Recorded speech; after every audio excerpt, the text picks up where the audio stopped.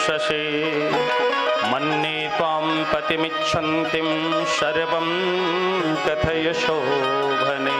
हे देवी, का त्वं ताके थी कौन और कस्यासि शुश्रोणि कुतोसि किं चिकीर्षसि। आगे गौर कत भेल और एठाम ई जे छै से एकांत नितांत में यमुना के तत्परा की कह रहल छी। जनी प्रश्न केलखिन है तो देवी बजली है कालिंद्यो उवाच अहम देवस्य सवितुर्दुहिता पतिमिच्छते विश्वम्भरेण्यं वरदं तपः परममास्थितः। ये देवी परिचय दे छथिन। आइए, स्वागत है आप लोगों का। देखिए, आप लोग मुजफ्फरपुर से आए हैं, 180-90 किलोमीटर है। जय श्री राम, जय श्री राम। बैठ जाइए सभी आराम से। और मुजफ्फरपुर से इतना प्रेम है हम लोगों का, जैसे हमारे गांव में हमारे 2-4 लंगोटिया यार हैं, वैसे ही हमारे लंगोटिया यार की तरह हैं। और इनके गांव में प्रतिवर्ष नवरात्रि में जाता हूं। और इतना ही नहीं, आज से 10 साल 12 साल पहले जब मैं पहली बार आपके गांव गया तो पहली बार दुर्गा पूजा का आयोजन हुआ, तो मैं ही आचार्य बन के गया था। तो पहली बार तो कुछ नहीं, दूसरी बार जब मैं पहुंचा तो दूसरी बार गांव वालों ने कहा कि आपको कथा सुनानी है। अब जैसे गांव वालों ने कहा कि कथा सुनानी है तो मेरी तो हवा निकल गई। मैं कथा, क्योंकि कथा कभी कहे ही नहीं थे, कथा आती ही नहीं थी हमें। मेरा हालत पस्त कि कथा सुना। हमने कहा कि भाई मुझे कथा होता नहीं आते, मैं कथा होता नहीं सुना पाऊंगा। नहीं, सुनाना पड़ेगा। हमने कहा आती ही नहीं तो मैं सुनाऊं क्या आपको? भाई कोई जब आएगा तभी तुम कहेंगे। गांव वालों ने कहा, 2-4-10 लोग थे, आप ही लोग सब हैं, और भी थे। लोगों ने कहा चाहे आप गाली दीजिए पर मंच बनवाता हूं और मंच पे बैठ करके गाली दीजिए। जो बोलना है वही बोलिए, उल्टा सीधा जो बोलना है वो बोलिए, लेकिन आपको बोलना पड़ेगा। अब मेरा तो एकदम मेरी खटिया खड़ी। कितनों कहते रहे कि नहीं नहीं कथा होगी, और एक व्यक्ति हैं उन्होंने माइक ले लिया। माइक लेकर के बोले आज जो है श्री अयोध्या धाम से पधारे हमारे महान विद्वान आचार्य जी महाराज के मुख से आप शाम को जो है भागवत भगवान की कथा श्रवण करेंगे। अब वो अनाउंसमेंट सुन के तो मैं एकदम से और हिल गया। पहले कभी कथा बोला ही नहीं था। और मंच बन के तैयार हो गया, माइक साउंड की सारी व्यवस्था थी ही, सब कुछ तैयारी हो गई। और ज्यों-ज्यों तैयारी बढ़ती जा रही थी त्यों-त्यों मेरा धड़कन बढ़ता जा रहा था। तो होगा क्या? पिताजी हमारे मुंबई में रहते थे, उस समय उनको फ़ोन किया कि पिताजी ऐसी ऐसी बात है।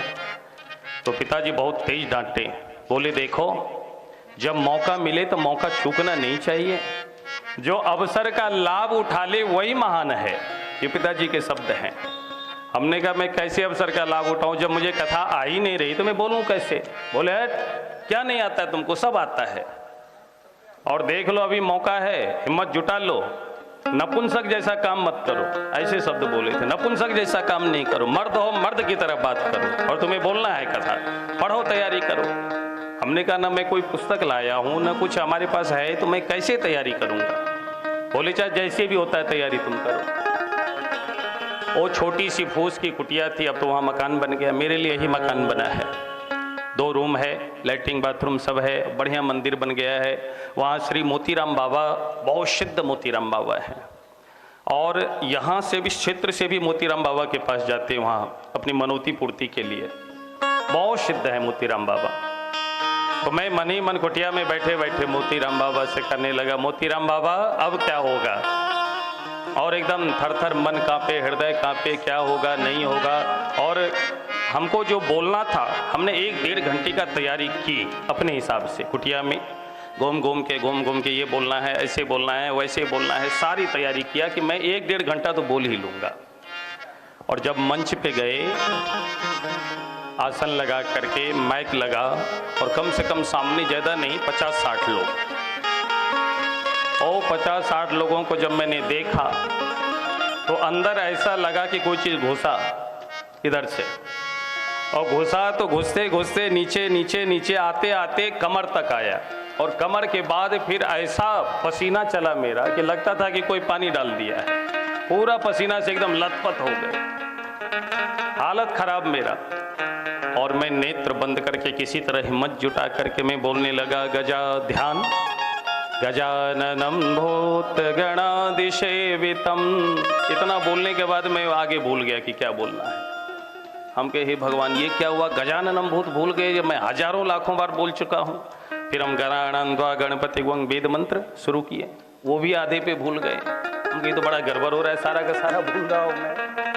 और बोलते बोलते अचानक जो है गले में ऐसा लगा कि जैसे कोई ब्लेड मार दिया। ये सत्य घटना, अपनी घटना बता रहा हूँ मैं, प्रत्यक्ष घटना इसीलिए कह रहा हूँ आप लोगों के मत। ऐसा लगा गले में जैसे कोई ब्लेड मार दिया हो, और वो आवाज ही नहीं निकल रहा था। एकदम गूंगा जैसा मेरा हाल हो गया, और केवल सब डर था, भय था। और फिर किसी तरह से मैं बोला, और बोला तो उल्टा सीधा क्या बोला, और जितने मैं बोलता जा रहा था उतने मेरी जो है हवा निकलती जा रही थी, हालत खराब हो रहा था, पस्त में एकदम पस्त हो गया। और शायद 10-20 मिनट या 15 मिनट में बोला, मैं हाथ जोड़ के वहीं से बोला, अब मैं नहीं बोल पाऊंगा, मुझे नहीं आती ये कथा। हाँ, इतना कह के हम उतर गए।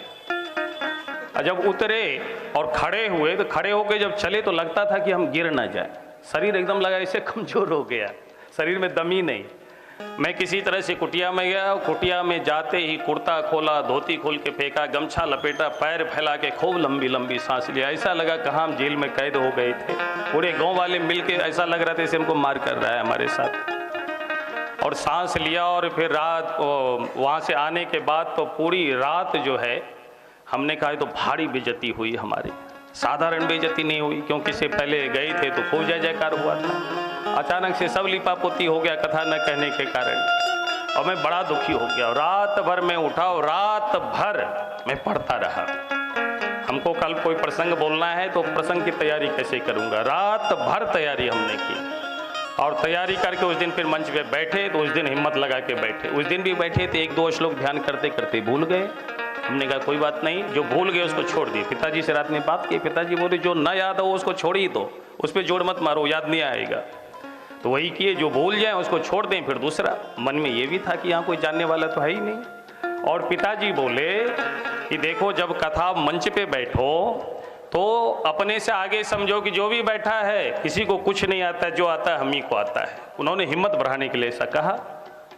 पर गुरुजी को भी फ़ोन करते थे, तो गुरुजी को मैंने फ़ोन पे कहा कि महाराज जी ऐसी ऐसी बात है, और बाबूजी हमारे ऐसा ऐसा बोले। बोले नहीं नहीं नहीं नहीं नहीं, ऐसा मत करिएगा, ये मत सोचेगा किसी को, बाहर चले जाइए, ऐसा मत सोचना। ये सोचना कि हनुमान जी महाराज हमारे बैठे हैं श्रोता बन के। क्यों? क्योंकि कथा रस के रसिक हैं श्री हनुमान जी महाराज। राम कथा सुनिबे को रसिया, परम रसिक है। इसीलिए हनुमान जी बैठे हैं यह मान करके, हनुमान जी आप कृपा करना, और हनुमान जी का ध्यान करते हुए तुम बोलना सारा अच्छा का अच्छा बढ़िया कथा बोल ले जाओगे। गुरु जी ने बहुत बढ़िया रास्ता दिया, और मैं कथा बोलना प्रारंभ किया। तो उस दिन मैं 1.5-2 घंटा ठीक ठाक बोल ले गया।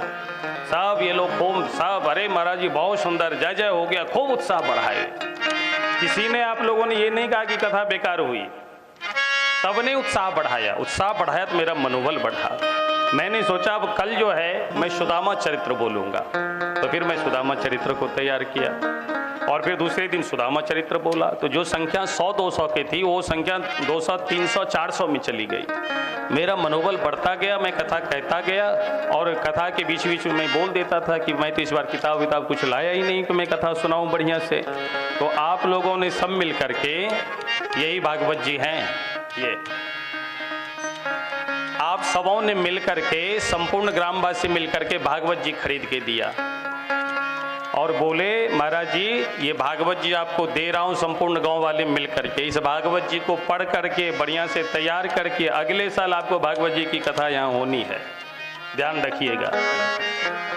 मैं भागवत जी लिया और मैंने वहां माइक पे बोला, जब तक ये पुस्तक चलेगी मैं इसी पुस्तक से हर जगह कथा बोलूंगा, ये मैं वचन देता हूं, और तैयारी करूंगा।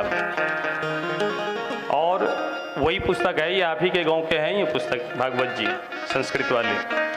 और मैं फिर अयोध्या जी गया, अयोध्या जी में फिर मुझे कैसे कथा बोलना है, फिर मैं भूत की तरह लग गया। उस समय मैं घर द्वार आना छोड़ दिया। पत्नी के मन में चिंता कि कहीं ये साधु न बन जाए, कहीं हमें छोड़ न दे। लेकिन हम लगे रहे 2-2.5 साल तक लगातार। उस समय हम घर आए ही नहीं। आप लोग आए इसीलिए ये बातें सामने आ गई, नहीं तो बातें नहीं आती सामने। खूब परिश्रम किए, खूब पढ़े, तैयार किया, तैयार व्यार करके फिर तीसरे साल जब आए तो भागवत जी कथा बोले। तो प्रथम स्कंद से लेकर के महात्म्य और प्रथम स्कंद से लेकर के चतुर्थ स्कंद तक बोले, 9 दिन तक बोले इसी पे। इस तरह से तैयारी हमने किया। फिर दूसरी बार गए तो चतुर्थ स्कंद से लेकर के षष्ठम स्कंद तक हमने कथा बोली, तैयार किया। तो आप लोग कहने लगे कि महाराज जी भागवत जी कथा कर देते हैं, कंस को मारते नहीं, इसीलिए गांव में उपद्रव मचा रहता है। तो हमने कहा कि नहीं, ऐसी बात नहीं है, इस अपने मन की भ्रम की बात है। हमारी जहाँ तक तैयारी थी हमने वहाँ तक कथा कह दी। बोले नहीं, इस बार पूरी कथा कहिए कि ठीक है। तो फिर षष्ठम स्कंद से द्वादश स्कंद तक कथा हमने तैयारी की और आपके यहाँ व्यवस्था बनती गई, एक से एक कथा होती गई।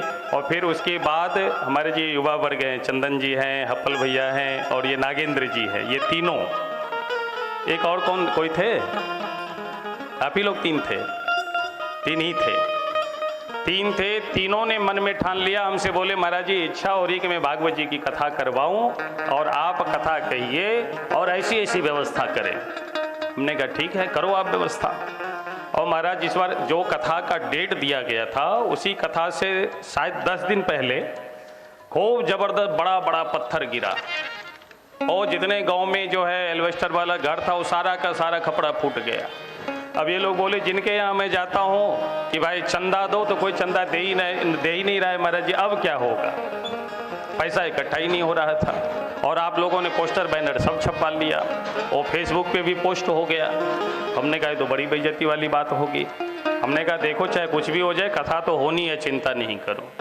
तो हमारे पास भी उस समय इतना पैसा नहीं, उस समय इतना नहीं कमाते थे, पढ़ते थे। तो 20,000 रुपया था मेरे पास। मैं पूरा का पूरा 20,000 ले लिया। हमने कहा ऐसा है, तुम लोगों के पास कितना है? आप लोग बताइए, इतना नहीं इतना, हमें याद नहीं है। और 20,000 रुपया जो मेरे पास था वो लेकर के मैं गया और एक दिनेश जी हैं, मैंने उनके पास रख दिया। हमने कहा 20,000 आपके पास है, कम पड़ेगा भागवत जी में, तो आपसे जब मांगूंगा तब आप मुझे दे देना। और कथा शुरू हो गई। वो कथा हमारी सबसे अच्छी कथा रही, क्योंकि स्टेज को आप लोगों ने, अब मैंने खुद भी, हाँ मुकेश जी उसमें थे, हाँ मुकेश जी साथ में थे। बहुत बढ़िया मंच मिला और बहुत बढ़िया रात भर हम लोग सजाए। मैं अयोध्या से ही फूल खरीद के लाया था और उस मंच को सजाया गया और सजा करके रात भर जग करके सजाए। और सजाने के बाद तो सब अपने अपने घर चले गए। हम पर रात भर हम पढ़ते रहे कि कल कथा बोलना है, बढ़िया से बोलना है भाई, मंच बहुत बढ़िया बनी है तो उसी हिसाब से कथा कहनी है। और लाइव ये लोग मोबाइल से लाइव करने लगे। कथा होती गई और 8 दिन की कथा थी। 8 दिन कथा जो है भागवत जी की कथा हुई। मुकेश जी भी साथ में थे। खूब आनंद आया, खूब आनंद लुटे हम लोग। और उस समय ये लोग इतना बदनाम हुए थे कथा शुभारंभ से, इन लोगों का नाम रख दिया था, हमें गांधी जी बना दिया सबने। गाँव में 2-4 खुरापाती हर जगह होते हैं, तो हर जगह 2-4 जो खुरापाती होते हैं, उन खुरापातियों ने हमको गांधी जी बना दिया। और गांधी जी के इनके ये 3 थे तो इनके 3 बंदर बना दिए। ये गांधी जी के 3 बंदर, और गांधी जी और गांधी जी के 3 बंदर चला है भागवत जी कथा करने के लिए। तो हम लोग तो आप लोग तीनों हरास थे एकदम कि कैसे होगा। हमने कहा सब होगा, चिंता नहीं करो, हमें दक्षिणा चाहिए ही नहीं। रहे मुकेश जी को दक्षिणा देना ही है, तो उतनी व्यवस्था हम 20,000 रुपया लेकर आए, इनको हम दे ही देंगे। आप रहे और एक तबला वादक रहे और कम उस समय दक्षिणा मिली थी इनको। इस तरह से कथा हो गई। और कथा हुई तो इतनी कथा हुई, और चौथे दिन नहीं 5वें दिन से इतना आनंद आया। भागवत भगवान की ऐसी कृपा हुई कि पूरे गांव वाले उमर घुमर करके आने लगे और जबरदस्त भीड़ हुई। और रुक्मिणी विवाह के दिन तो जितनी जगह थी वहां पे पूरा का पूरा भर गया। और उसी समय से मेरे अंदर कथा कहने की ललक आप लोगों ने पैदा किया है, और आपके ऋण से हम लोग ऋण नहीं हो सकते कभी जी। हाँ, गांव का नाम है मुजफ्फरपुर, और गांव का मुजफ्फरपुर में कुलेसरा गांव है। सोनबरसा धाम वहीं पे है, वहीं पे मरचा मार्केट है, और गोबर सही भगवानपुर, गोबर सही उससे आगे जाएंगे तो कुलेसरा गांव है। तो ये भागवत जी की जो मैं कथा कह रहा हूँ, ये आप लोगों की कृपा है और मोतीराम बाबा की कृपा है। वहाँ हम रात भर पढ़ते थे, मोतीराम बाबा से मांगते थे कि हे मोतीराम बाबा, ब्राह्मण है मोतीराम बाबा, वहाँ के ब्रह्म बाबा हैं, उनसे कहते थे कि अब जा रहा हूँ मंच पे, आप लज्जा रखना।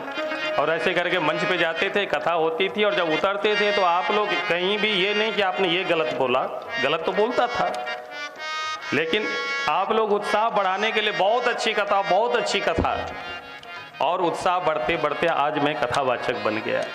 और आप लोगों का प्रेम स्नेह इतना है कि आप लोगों को खबर लगी कि मैं यहाँ आया हूँ तो मिलने के लिए, शायद यहाँ से मुजफ्फरपुर 170-80 किलोमीटर होगा, मिलने के लिए ये लोग वहाँ से यहाँ तक चले आए हैं, गाड़ी से, 4 व्हीलर से आए हैं। तो आप लोगों का बहुत बहुत स्वागत है, बहुत बहुत स्वागत है, आए, बहुत अच्छा लगा। और एक गाना है, नहीं बोलना चाहता हूँ, हम तुम्हारे हैं तुम हमारे हो, भजन है। तो भगवान ऐसी कृपा बनाई रखें। और आप लोगों का तो मैं ऋणी हूँ ही, आप लोगों के ऋण से मैं ऋण नहीं हो सकता हूँ। और भगवान की बहुत बड़ी कृपा है कि हम लोगों का प्रेम स्नेह बना है, और ये प्रेम स्नेह बनी रहे, यही भागवत जी से मंगल कामना करते हैं।